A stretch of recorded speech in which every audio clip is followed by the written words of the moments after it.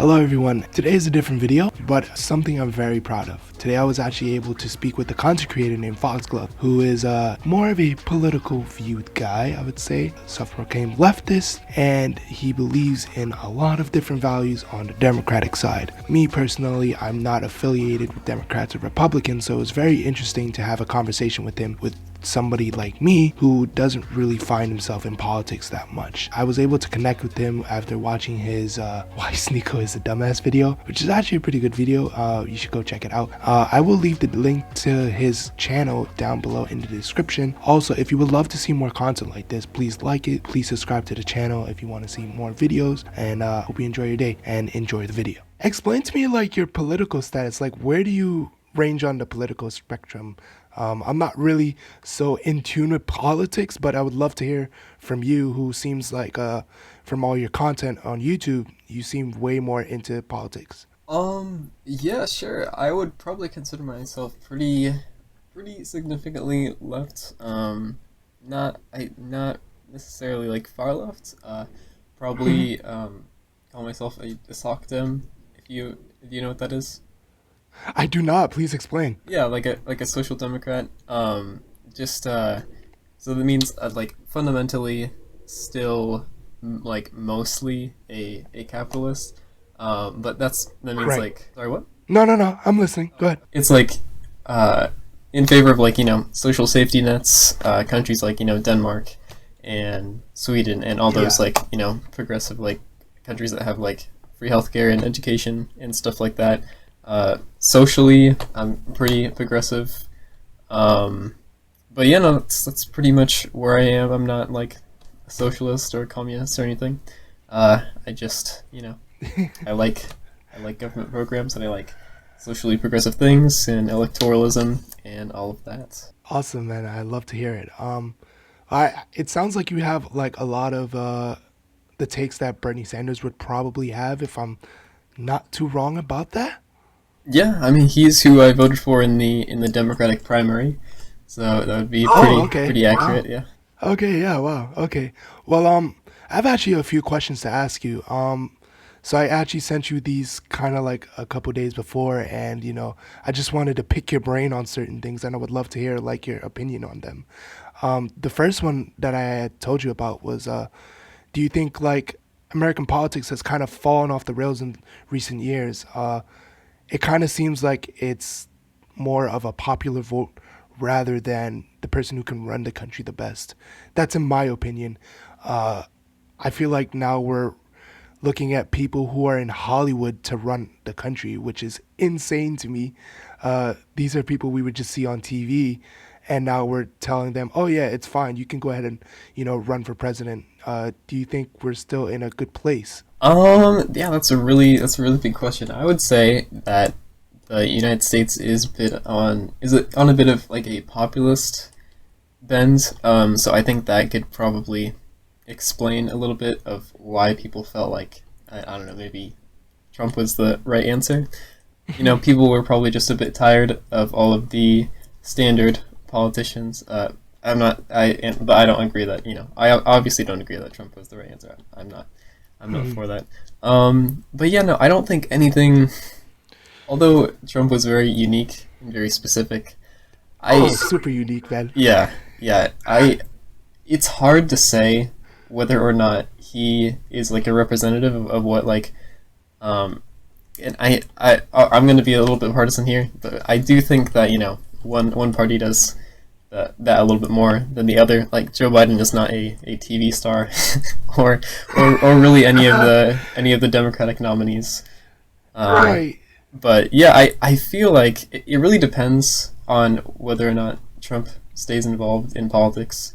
But I would hope so, for the, as weird as it sounds, the sake of the Republican Party, that he is not a representative of what's to come. I totally understand that.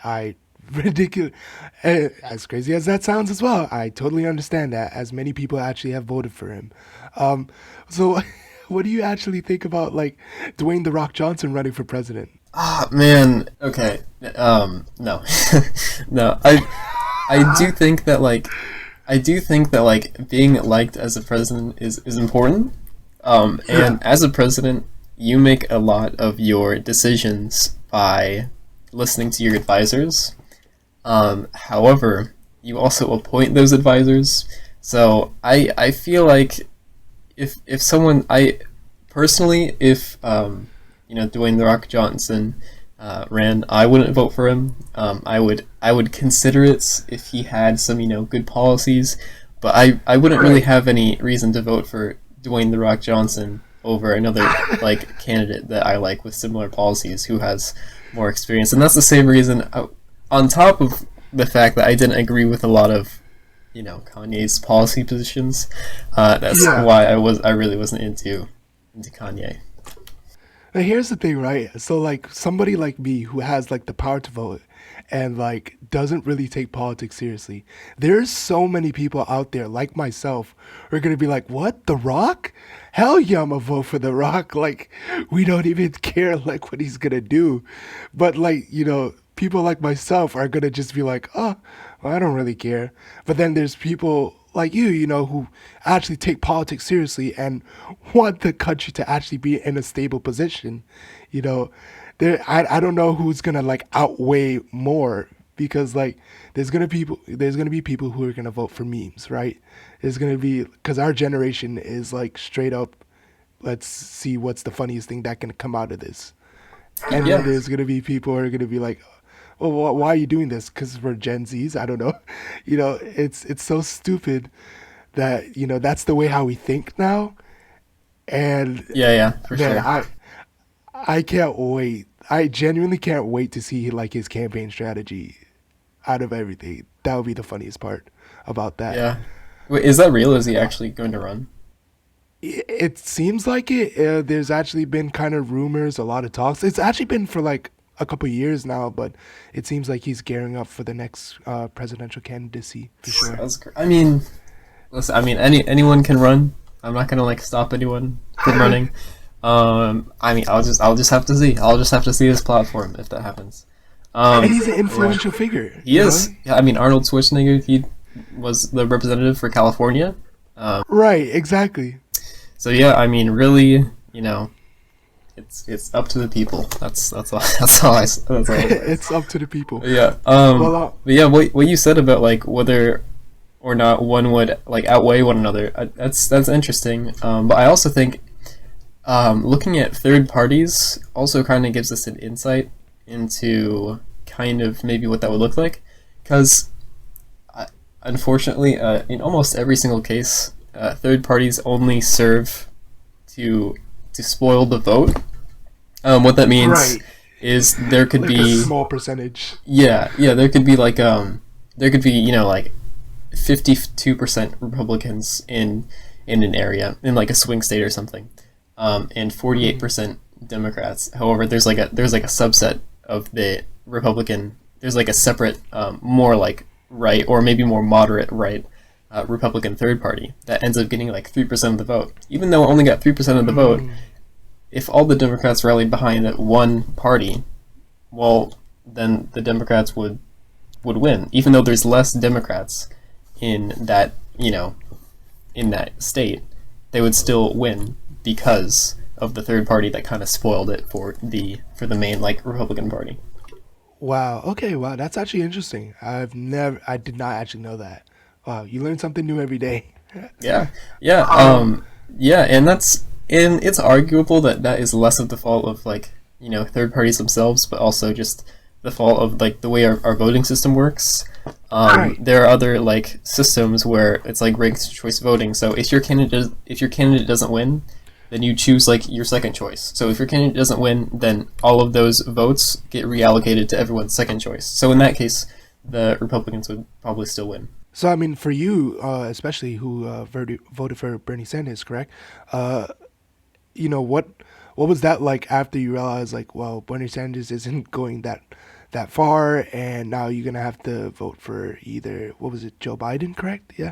So now you're gonna have to vote for Joe Biden. Were you like all with his policies as well?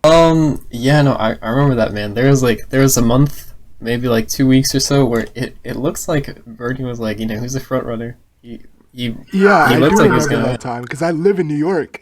So it's Oh kind of yeah. actually crazy. Oh yeah. Yeah.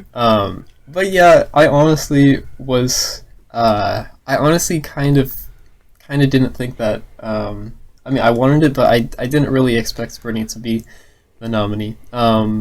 As much as I Okay. like kind of preferred it. Yeah. Because I don't know, man. It's just like it's just I just don't think America is quite ready for someone who describes himself as a democratic socialist. But um, Yeah, that's a whole lot to put on people now. You're changing your entire, from capitalism to more socialist affairs. well, especially because even the policies that he pushes for won't necessarily do that. So in my perspective, he was kind of calling himself that, um, maybe with no utility to it, and kind of just giving the Republicans some like ammunition to use, just by calling himself a socialist. Um, Right. but yeah, so when Joe Biden won the nomination, obviously part of me was pretty disappointed. Um, but I as kind of like boring as it sounds, I guess I just I supported him. I just kept on supporting him. I understood that the number one priority is to get someone else out of office. Right. And even though Joe Biden wasn't as progressive or as left as I was hoping, so Bernie was a pretty close second place, and in Hillary's campaign, where Bernie was also second place, he was able to have an influence on a lot of her policies, her administration Hmm. positions and stuff. Yeah. And that's what happened in the Joe Biden administration. Like a lot of the um, policies that he had towards healthcare or education changed in response to how popular Bernie was. But honestly, even if Joe Biden stayed pretty moderate, I still would have voted for him because I just we most important thing was just getting Trump out of office at that point. Right. Yeah. That's actually understandable, and from your point of view, I can see why. Which actually takes me to my next question as to with all being engrossed in politics and everything like that, and you know knowing each other, knowing all the candidates' policies, and knowing who did what, and all the kind of shadiness that goes behind in politics, is that kind of hindering someone from kind of gaining more social status, gaining money, gaining power and respect? I do remember watching your Sneeko video, and you were talking about the fact that what Sneeko was saying with money, power, and respect, it doesn't really, affect the lives of Americans who are voting. And I remember you showing, was it a graph? I believe it was a graph of median income, I think. And it was super quick, so I didn't really get to read it. I was just like, oh, that's a nice little graph there. But do you think that's actually hindering, with all the kind of having to be engrossed in politics, is that hindering you from stopping, moving on with your life? It really depends. I feel like politics, modern day politics, can be very complicated, and someone might feel like they have to set a lot of time to understand it.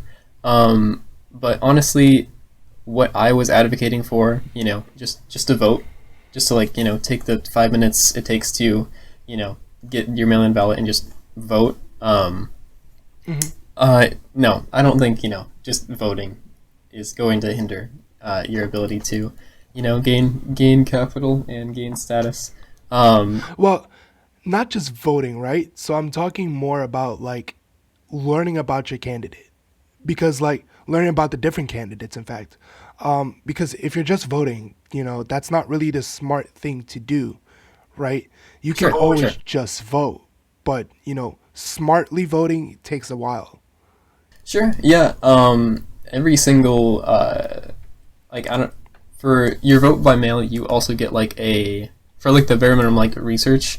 You also get a packet of all of the Hmm. candidates on there, information about all the candidates on there and all of the policy initiatives on there. I don't think New York had any policy initiatives. I don't know.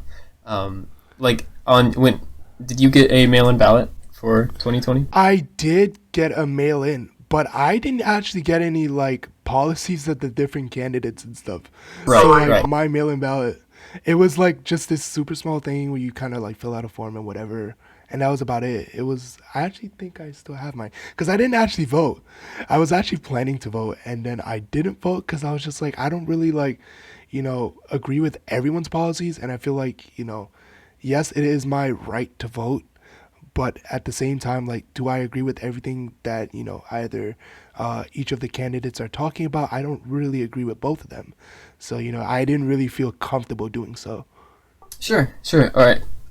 Yeah. So then, just like talking about like finding out about your candidate, I would say no. I feel like if you spent 30 minutes, just 30 minutes, just like reading about a candidate, you would find a lot more about them than I think you would realize. And I do think that a lot of the information needs to be a little bit more accessible or like demystified. Like I know a lot of people like might find it just really overwhelming to learn about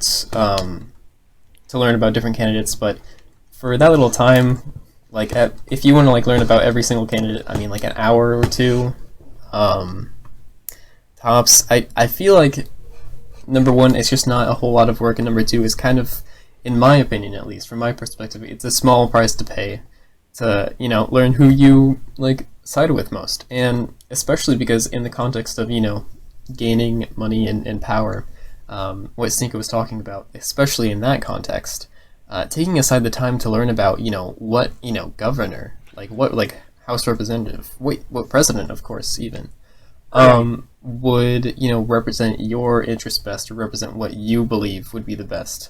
I feel like someone could argue that finding out like that information could also play into that pursuit of wealth and power, learning about like which policies you think would be would be the best for you.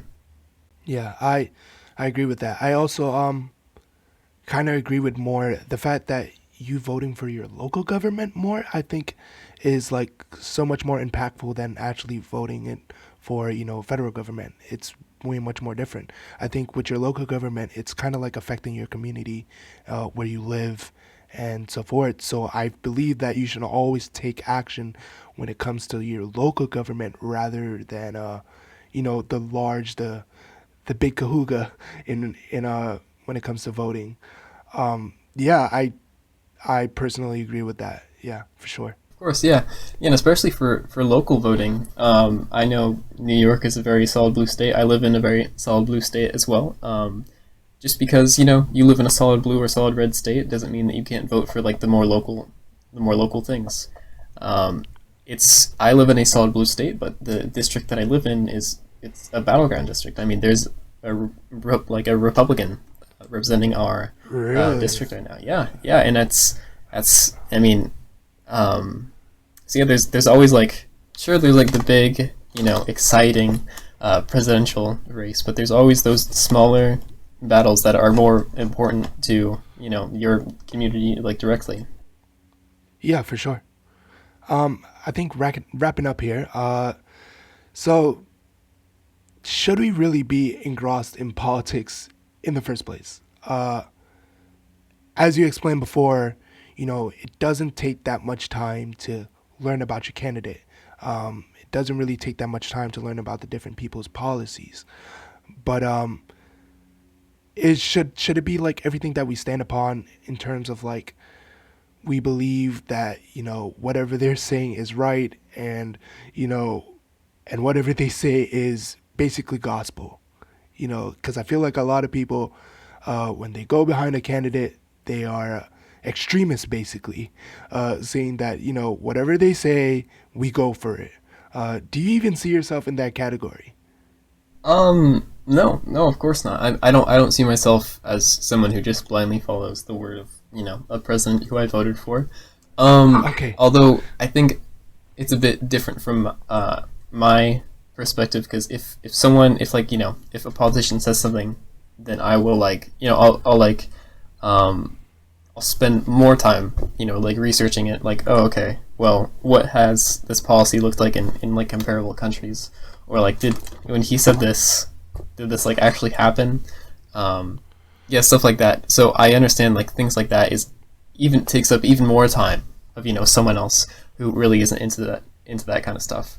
But yeah, I do think fundamentally, I think being involved in politics is very important. I think it's very important, especially in the context of.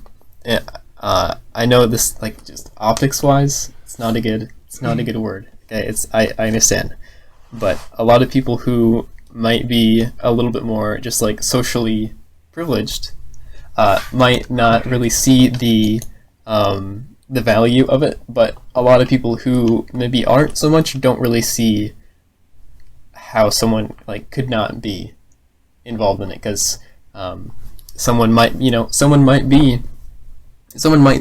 there's like there's a single mother out there with like 2 jobs who the only way that she can like make ends meet is if social spending doesn't get cut, if food stamps don't get cut, and I just for me as someone who doesn't have to worry about that, I'm a pretty privileged person. When I don't feel particularly motivated to vote, I think of myself voting for people in that situation.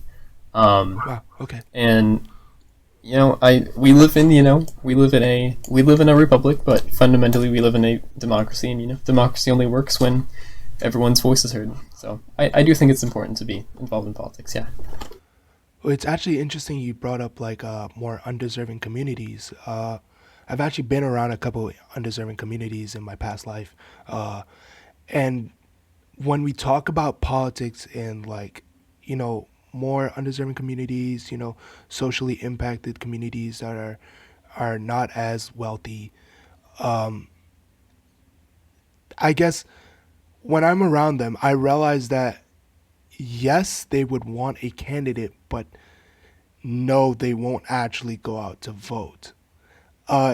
It's funny because you can always talk about how, oh, this presidential candidate isn't doing anything for us, but it's not going to stop us from getting what we want in life. And even though there's another candidate I think might do better, I don't think he's probably going to act upon it. And I think that goes more into like the stereotype of the fact that, or maybe not even a stereotype, but the fact that a lot of presidential candidates don't really go about doing what they promised in their campaign. And it's kind of different for undeserving communities, whereas they were like, well, yeah, sure, like we want this candidate, but we know for sure that they're probably not going to act upon what they said for us, right? And we've seen that with so many different candidates before, where they promise certain things and then it doesn't come to fruition. So I could see what you're saying there, and I respect the fact that you think about other communities when you're voting, because you say you're in a place where you don't really have to think about certain things, and you feel like you're privileged. You know what I'm saying? You get what I mean? Yeah, I get you. Yeah. So. Oh, go ahead. Oh, sorry. Yeah, no, I'm just gonna say, yeah, I totally understand that. Like, voter turnout is a pretty big problem. Like, I obviously don't think you can point to any specific community, but the likelihood of that community not being, like not getting out to vote enough is pretty high. Probably the only like demographic that gets out to vote in like a consistently pretty high rate is like old white guys. So yeah, for sure, I do think that there's a pretty big voter turnout problem.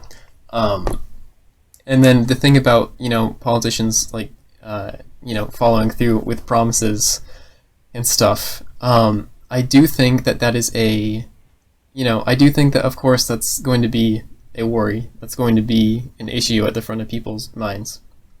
But I think that it's good to look at the bigger picture of it.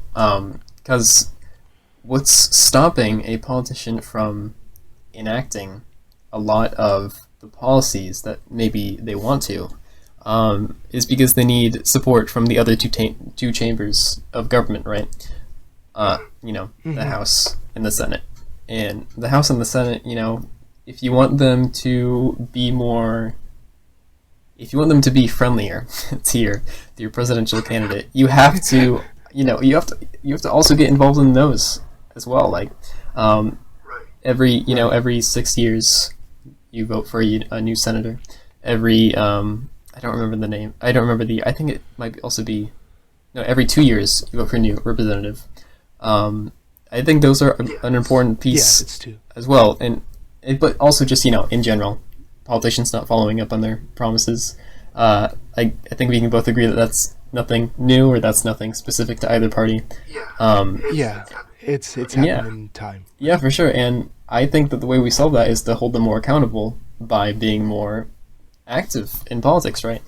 But yeah, that's just the way that I view how to solve a lot of these problems. Someone, I understand how someone might feel apathetic towards voting. Oh, for sure. Yeah, I know a lot of people, trust me, that are like, they won't take it upon themselves to actually go vote because it's like, they don't really think that it's going to help them anyway in the first place. And so, it was kind of like what Sneeko was kind of touching upon when he was saying that he believed that either way, that if he voted for Donald Trump or Joe Biden, it was kind of like useless to him, that it didn't really matter to him.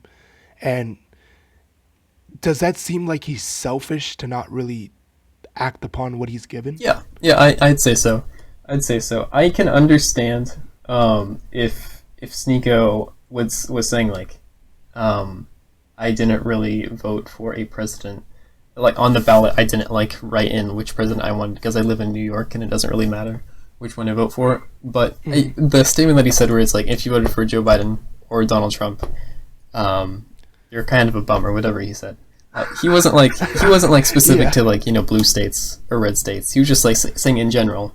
And so if we so if we kind of extrapolate that, he's kind of saying no matter who our president. I mean, he did say that in the video, no matter who our president is, it doesn't really matter. And we can just see that that's just not the case. I could go over a few different examples if you would like. But Of course, yeah, sure. please. So things like the Paris Climate Accords. I don't know if you are into climate change or believe that it's Yes. I've heard a few things about climate change. Of course. So the Paris Climate Accords, Trump left that. It's really important that every single, in my opinion, it's very important that every single Western first world country is involved in that, and holds each other accountable for creating more green energy and reducing waste and all of that. Biden, he, as soon as he got into an office, he rejoined the Paris Climate Accords. That's right. That is true. And then Biden, pushing towards more progressive taxation, increasing, taxes on those who make above 400K. He signed an executive order allowing transgenders to be in the military again. There's just a lot of different policies that I just don't really understand necessarily how Sneeko could say that there's just there's no difference. But yeah, that's just my perspective. I actually don't want to go into a deep dive in policies, but I wanted to bring up the fact that you said more progressive taxing and progressing taxation on those who are more wealthier, because we see that there is ways for people to actually get around paying taxes. For example, Donald Trump, of course, one of the bigger examples. But a big question that I've had with that policy is the fact of we're taxing, those who are wealthier and those who are, I believe, who are owning companies, CEOs of different companies. Wouldn't that just hurt lower class, middle class income people? Because now you're hurting the rich, basically. You're hurting the rich, and now they're going to basically hurt back those who are in, smaller income households. How would we be hurting the poor? Like, are you saying that like we would be hurting, um, like like store owners or something, and then they would have to pay like their employees less? Correct. Those who are small business owners who are gonna now have to like probably pay more to like get wholesale items and retail items into their stores. And even those who are consumers, and now that trickles down to consumers because our prices are probably going to be racked up even higher. Like, do you not think there's an effect No, on that? I don't think so. Because but someone did agree with you. I mean, Ronald Reagan agreed with you, with his policies about Reaganomics and trickle down economics. However, Yeah, the trickle yeah, down. Yes. that has just been not shown to be a real thing, really. I don't really have like any like sort of studies on hand, but know that no one really in the econ field at least really believes in trickle down econists, except for some people on the right.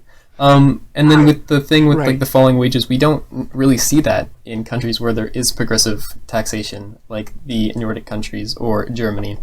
In fact, due to unions, a lot of wages have been steadily rising in those countries, despite what the taxes might be for the upper class. Oh, okay. Well, thank you so much for educating me, by the way. Yeah, of I course. I appreciate mean, that. obviously, I'm left leaning. I'm gonna have biases, um, but yeah. I would encourage you to check some research on that out if you are interested. Yes, I definitely am for sure. Well, thank you so much for taking the time with me today. I really appreciate you, giving your opinions on certain stuff. Um, Man, I've had a great, enjoyable conversation that I was able to talk to you. And even though we have, a little bit of difference in political differences, it's great to see that people like that can always come together and, have a conversation. Absolutely.